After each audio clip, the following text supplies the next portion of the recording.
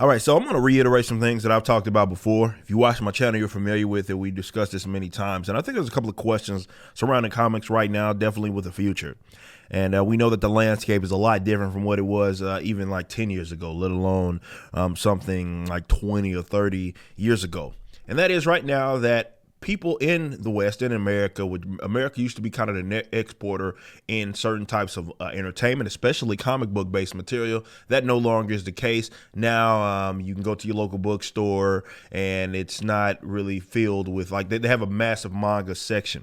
And, you know, there's a lot of chat about why that is the case. So I guess there's different questions that people are asking. It's like, what happened to get it that way, and what can be done, let's say, to change the course of certainly the American comic book industry or that type of media. Now, I want to say this. I've said it many times. The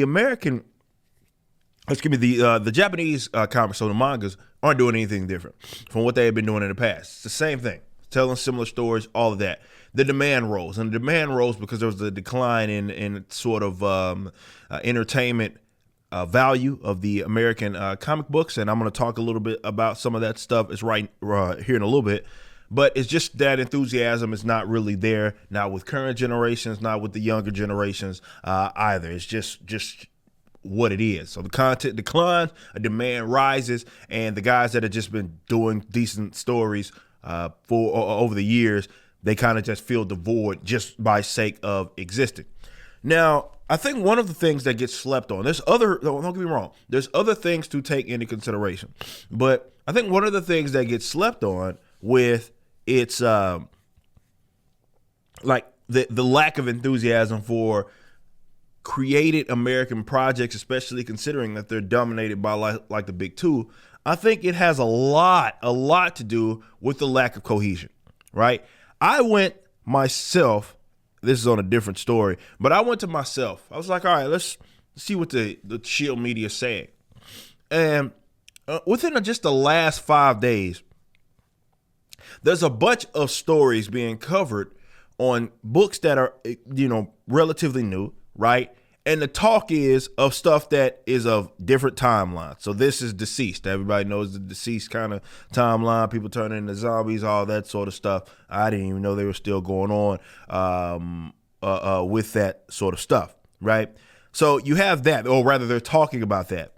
Then you have this. It's coming out of, I think that this is Future State. And, they're talking about this 18 hours ago from each shooting this video. So these are relatively close in terms of time. Obviously not existing on their main timeline. This is some ending sort of stuff.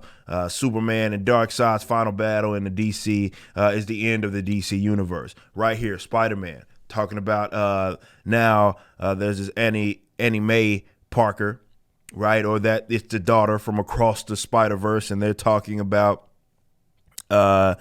this character who had been introduced before, but of course as part of a different timeline, right? And saying that they nearly joined the X-Men or whatever. Same thing here. I know they're going through this Infinite Crisis or Dark Crisis on Infinite Earths, and here they're talking about that there are literally an endless amount of Earths, and they're all here to stay. So what has happened with these comic books is that there's no cohesion. They're basically a bunch of stories being told that are happening at different timelines, different Earths. Even when I was still reading, you had like the Black Label stuff, which wasn't really existing in the main continuity as some of the main universe stuff with DC. And you can just imagine, as a reader, a longtime reader, it's like, okay, why invest in this, right? Where I can go get a manga. This is Jujutsu Kaisen #2, right? That I'm looking at right here.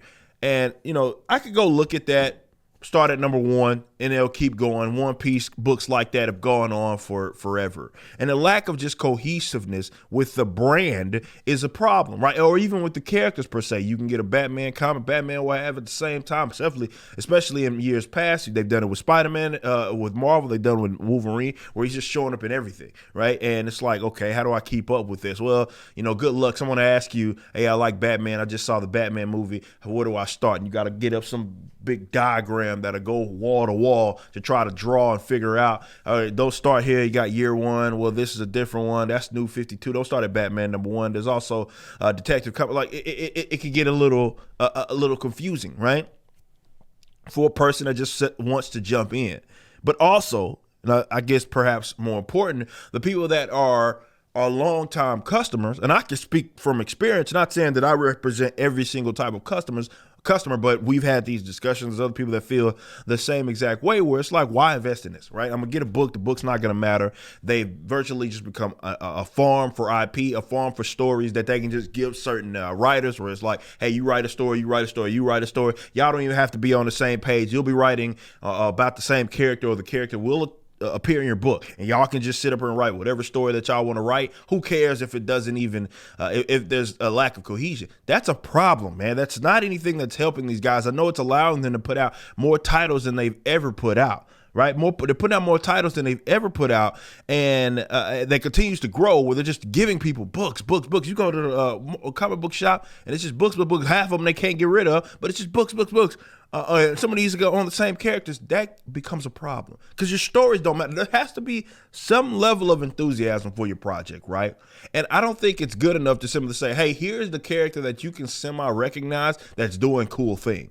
Like, no, I can go, if I just want to see some isolated thing, there's other better mediums for that. There's video games. There's people watching other types of material if they want to just see some fan fiction. But if they want officialized comic books, they're going to go, of course, to the company. And with the guys that dominate the market, well, they're not really offering you any sort of level of cohesion. There's multiverses. There's all this sort of stuff. And it's just convoluted. People that follow me, you know this. To the crack smokers that hate follow me, they don't seem to. And they like to think that, well, the only thing that he's ever had a complaint with is just woke stuff.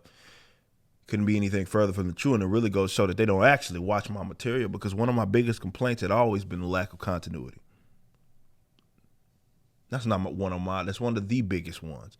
That's one of the code of ethics where we talk about for my own company that we're not going to do that, because I know how it impacted myself and other longtime customers.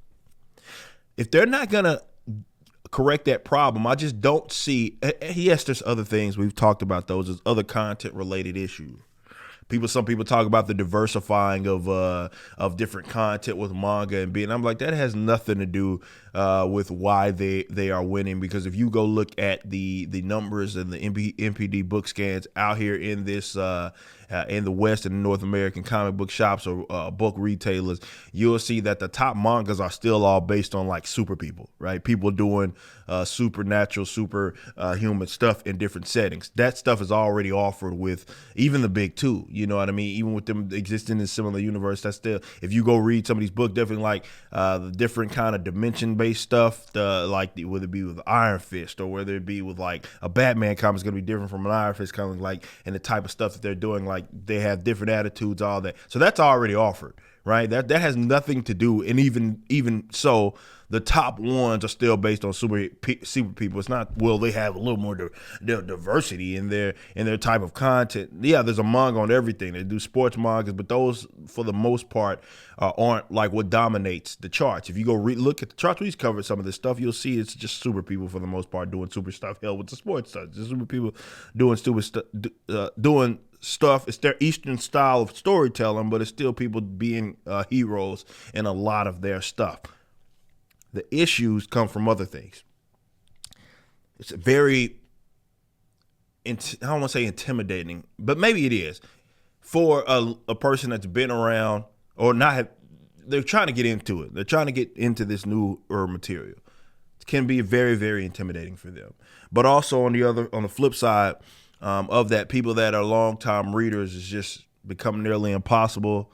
And now they're just, it's an IP for them. Just tell whatever goofy story they want to tell. And I think a lot of these guys have aspirations that's going to be adapted maybe in a somewhat loose adaptation, right, in a movie or something like that. There's no passion in it, and that's a big part of it, right? So the lack of continuity, I cannot emphasize that enough. It's something that if you are an American creator, Western creator that's trying to, again, take advantage of this great opportunity that you have, because people are now looking to alternatives. One of the things that I think you can emphasize, if you're going the route of like having this long-standing universe, I think one of the things that you can certainly emphasize that'll give you a leg up on the competition is that, hey, I'm going to give these people a book, and that book's going to matter. It's not going to be just wiped out of existence. It's not going to be these isolated stories that I'm trying to get you to pay for that don't really even matter in the grand scheme of who the character is. Wherever you're viewing the content, I appreciate you. If you enjoyed it, you may be interested in my comic book company, Rippaverse Comics. Our first book and campaign, ISOM #1, brought in $3.7 million with tens of thousands of satisfied customers. Visit Rippaverse.com to check out our store and stay up to date with the latest campaigns from one of the hottest new comic book companies. Also, my first big step towards a parallel economy was the development of my personal website, ericdjuly.com. This entirely replaced my Patreon. Now, if you enjoy this content, please consider becoming a member over at the website. We have an ever-expanding list of perks for various membership tiers, a forum, and a phone app. Some of these perks will even benefit you if you're fans of the Rippaverse. Anyway, I appreciate you so much for being a supporter and or customer. I even got a little love for my haters.